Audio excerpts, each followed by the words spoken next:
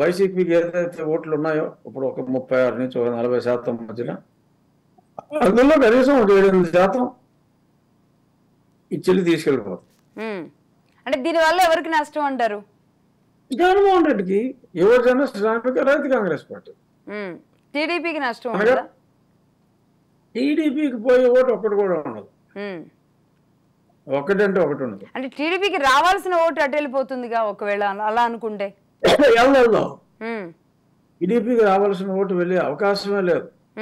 ఇప్పుడు లక్షకి ఏదైనా 4 ఓట్లు పోతే అది 0.4 పోతే అది పెద్ద పోయినట్టు కాదు. డెఫినెట్ గా ఏదైతే సాలిడ్ ఓట్ బ్యాంక్ ఉందో, షర్మిల బట్టి క్రిస్టియన్ ఓటింగ్, కాంగ్రెస్ ని బట్టి మైనారిటీ ముస్లిం, జగన్మోహన్ రెడ్డికి బ్యాంకుగా ఉన్న ఆ రెండు లో కన్సిడరబుల్ శాతం కాంగ్రెస్ పార్టీకి వెళ్తుంది.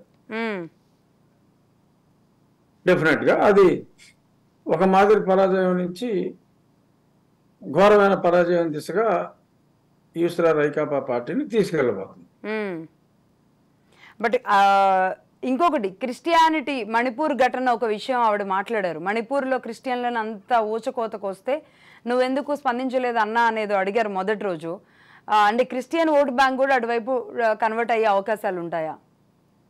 అంటే ఆ సంఘటన గురించి తను షర్మిల మాట్లాడినా మాట్లాడకపోయినా క్రిస్టియన్ ఓటింగ్ మీద బ్రదర్ అనిల్ ప్రభావం చాలా ఎక్కువ.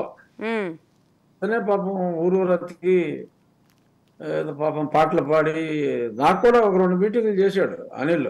నాకు చాలా క్లోజ్, ఎప్పటి నుంచో, ఇప్పుడు కాదు ఎప్పటి నుంచి.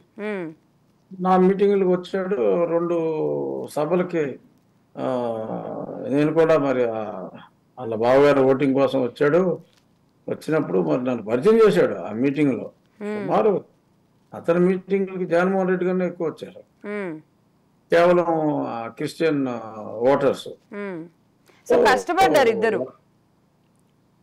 ఇద్దరు కష్టపడ్డారు. వాళ్ళ మీద, క్రిస్టియన్ ఓటింగ్ మీద బ్రదర్ అనిల్ ప్రభావం చాలా ఎక్కువ.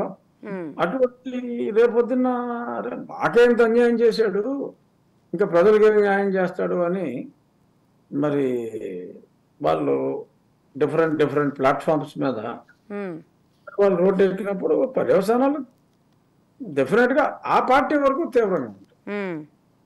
జగన్మోహన్ రెడ్డి గారి పార్టీకి ఇద్దరు అయ్యే ఓట్లు కదా, రాజశేఖర రెడ్డి పార్టీ కాంగ్రెస్, అందులోంచి వచ్చిన అవుట్ఫిట్ యువజన శ్రామిక, అది ఆ పార్టీ.